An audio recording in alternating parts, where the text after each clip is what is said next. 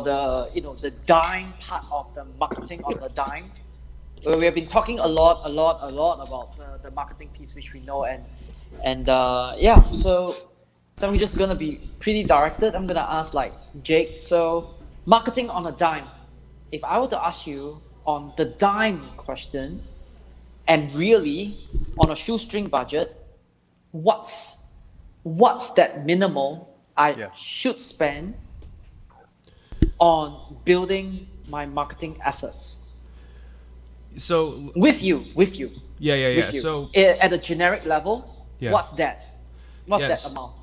So I'll get to the amount, but the first thing I want to say is that if we're truly on a dime, like me, I'm on a dime, man.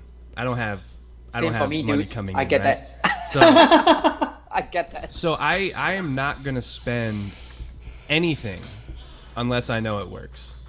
And the only way to test that is to put a lot of stuff out there and see what organically happens, right? So if you are able to find something and push something and it works organically, now let's push something. Let me give you an example. So a few months back, I just started putting out some of my photography. And I've been doing like TikTok and stuff for a while, but I never really showed pictures. I was just focusing on putting out videos. The pictures were actually starting to get more attention than some of my other videos. So I was like, okay, I've been primarily putting out videos on my Instagram as well. I'm going to try putting out some of my photos. They weren't getting like crazy views and like they weren't like blowing up and going viral like some of the videos I've had, but I was getting DMs and I was getting people that were interested in where I was from and things like that. So I was like, I'm going to put money into this now. So I ran a little marketing scheme for my photography and I set up sessions to do photography, which I'd never done before. So it was a risk, but I could see that something was happening and that people were connecting with it. So I think what we just talked about in terms of identifying your audience, figuring out what works for you and what people identify is very important. And it's part of this whole figuring out how to do things cheap. Social media is fantastic. Like, I know that we've said it's not the end all be all, but it's pretty freaking great in terms of getting in front of people and building a network for cheap. So once you're able to identify, now let's talk about how much you need to be putting out there a day. If you're staying like locally, like I'm just going to use my business as an example. I'm pretty much doing everything in Kansas City. I'm probably not going to spend more than $50 a day to put something out there because I feel like that's pretty much the reach that I can get with what I do. But I might do $50 a day for a week and run that campaign. And I feel like I can get that money back, right? It sounds like a big investment when maybe you don't have a lot. But if you're confident that you already have the people that are going to sign up to break you even, then we're just playing with the house money. And we can figure that out. I mean, we're taking a risk with what we do in the first place, trying to make this on our own. We got to take some financial risk every once in a while, but in my opinion, they do have to be calculated. And I feel like marketing on a dime isn't about necessarily how much you spend; it's about spending it correctly, right? Like I could put I have $20,000 that I could put towards something, but does that make sense for me right now? Probably not, because I don't really know what would be the most effective. No, that's good. Wait, hang on. You have not gotten down to the dollars and cents part, which you say you're gonna say it later. So I presume now it's later. Yeah. So Is so it later? I'm saying if you're gonna run, let's say you're gonna run a Facebook campaign. Yep. I don't think you put less than something between $300 and $500 into that because I don't think you get a return for less than that, right? If you have a little bit more, I think $1,000 is a really good place to start if you're going to run these types of campaigns. I think that will get you a lot of attention, and I think that will start building a network for you that you can land more clients or whatever it is that you're trying to do. So I would say that is a really great starting point if you can do it. If you could put $1,000 into a week-long campaign or even 2-week-long campaign, depending on how you want to spread it up, I think that's a great start. So I'm going to jump in here real quick, Aldric, because Teresa brought a good point here, right? Channels all work together. Social is cheap, but not the end game. Multiple touch points equal conversion. So when we talk about marketing on a dime, right? And when we say our value is our time, remember, when you don't have money, your time is valuable. Therefore, you can trade that like money. So think about that real fast, okay? Giving. The biggest mistake people do when they're starting out with nothing, if you don't have money to give, you can give your time. People don't want to do that, you know? Think about it. If you're new to shooting videos, I tell these, I have a lot of video guys come through J29, you know, just being in the business, and sometimes I mentor different people. Hey, if you don't have money, go do something for free. And now, it contradicts with what we said earlier, right? But then you got to build that value level. You know, it's like I tell my son, my son's 6 and 8, okay? They come to me and I teach them about entrepreneurship for their homeschooling, right? And I told them, hey, they wanted to learn how to make money. How can I make money? Wow. So I told Jaden, what can you do at home to earn money? And then he thought about it. Hey, I can take the dishes out and I can load them. Okay, I go, that's one thing. But he goes, oh, and he keeps thinking and he couldn't come up with anything. I go, you know why? You haven't accumulated enough skill sets. So what's another skill set that you can accumulate to earn money from mom and dad?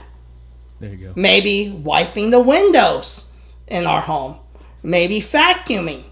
But you got to acquire those skill sets. So when you're talking about marketing on a dime, and you're starting off as a business, no matter what kind of business, and it just happens we're talking about videography and photography, you might not take the best pictures when you start out.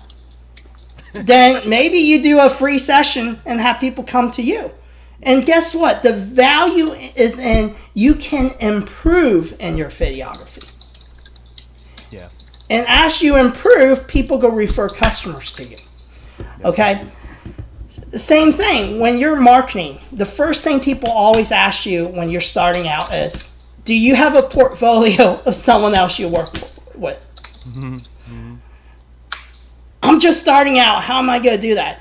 Yep. Then maybe you have to sell your services cheaper. Maybe you might do it for free to trade them to gain. If you're confident in what you do, you're going to gain their heart, and therefore now you can use them as a portfolio. For me, that's money. Yeah, that is 100%. Because I just added that to my portfolio. That's marketing on a dime. Yeah, that's a great point, and that's the long term, right? That's not just the money grab. That's I'll do this because it's going to make me money later. Yep. When I started in the basement, when I first started consulting, you eat crap, for months, And guess what? I did a lot of free projects to just prove my skill set. I cold call, I cold call 40 cold calls a day, okay? And there was a lot of no's, even when you do it for free. Yep. Oh, what's the catch? Well, you don't have any experience. Why are you, But then you'll earn one or two. Those one or two, if you're confident in what you do, you prove there's an ROI. You prove to them you know what you're doing. Those one or two knows two more. And those two more know two more. And eventually, 4 years down the road, 5 years down the road, I can say today, even J29, we survived because of referrals, not social media. It's the relationships that we built. And it started out with giving. I didn't expect anything in return when I gave. Because true giving is not expecting. It's not, if you click here and download something, I'm going to give it to you and then I'm going to, bait and switch you into something else. That's not giving. Come on. Giving is giving with no expectations. And I teach my kids that all the time. You just give. Okay? And if you're confident in what you do, that ROI will return. Okay? There's scientific studies on this. The art of giving. There's books written about it. And if you don't believe me, try it. But a lot of business owners don't want to give. You can give free content. Aldric, you give free content all the time. Every piece of writing you're writing is free content. Right? No, but then the model is different. Yeah. Yeah. So I think let's round up what we just said for the past 15 minutes, because all of us here, we do touch on various aspects of marketing, and I think what Jake mentioned is actually a very good point, which I'm just going to really expand on it slightly for our audience here. So if you are thinking on doing a marketing campaign with real money, like you're willing to spend, right? The question you should ask the marketer that's sitting in front of you, real or just starting out, the real question is not how much. The real question is how much in order to get $1 back. Yep. That is the question. So is it $3,000 on an Instagram campaign for 2 weeks, or maybe 1.5, thereabouts? So is it $3,000 on a 1.5 weeks campaign on Instagram to get one sale, which is $100? Let's say if you do product endorsements, is that the metric? Get that understanding. You have to. Otherwise, if you go any lower and you still do the same thing, this is real expenditure. It's not investment. Investment, you must get something back. Real expenditure, you are making the marketer in front of you very happy. And I'm telling you this straight in the face. You're going to make that person very happy, because he can tell you straight in the face, no results. Do you still want to do it? Let's go ahead, right? So when you put us in a position where we can't even tell you what the results are, plus minus, okay? It's not science. It's not rocket science. Plus minus. Accountability, responsibility, and everything will just wither away. It's not possible. If you're telling me that, so Jake does videos, and I do speak to videographers. Try speaking to a videographer to say, I want to start a YouTube channel. I want to tell people what I know. It would be on content, marketing, and writing, and whatsoever. How much is it? The videographer is going to be lost. I mean, like, you don't need that. You don't need to do that. You can shoot your own videos, or you can do what Kevin used to say, which is like, Zoom, and then if you have a basic subscription, you can do your own recording.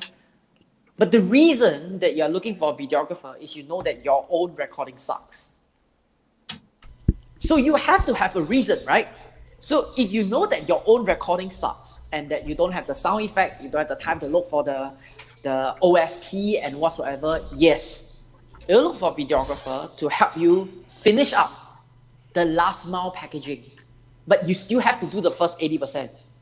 If you don't understand what you need to do in the first 80%, my advice to you on marketing on a dime is very simple. Hold on to your wallet. Yep.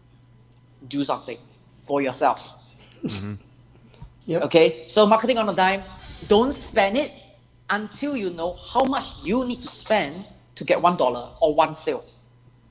Minimum. And that depends on the work that you do. It could be $5,000 to get one sale. If you are a realtor, I think it's around there. I think. Okay, but your one sale is a high ticket item, right? Assuming you know what you're doing. So, I think for people, for SMEs that are starting out, for solopreneurs, you want to get smart about things, and at the same time, you want to get real. If it takes 3,000 to get one sale, and you don't have that 3,000, then it's always okay to just hold on for a second. In this time period, look out for the kind of things that you can do well and you want to do. So take the time to figure it out. I don't see the rush. Seriously, I don't see the rush because the effects of you doing your marketing without knowing what you're gonna do, that boomerang effect is gonna be quite big. People are just gonna come to you and say, I'm confused. I don't know what you do, and I don't know why you're pitching this to me now, and I have no confidence in what you're doing. That's it. 3 bets and you're off. No, and I really like what Teresa said here on LinkedIn. The first part of a marketing plan should be getting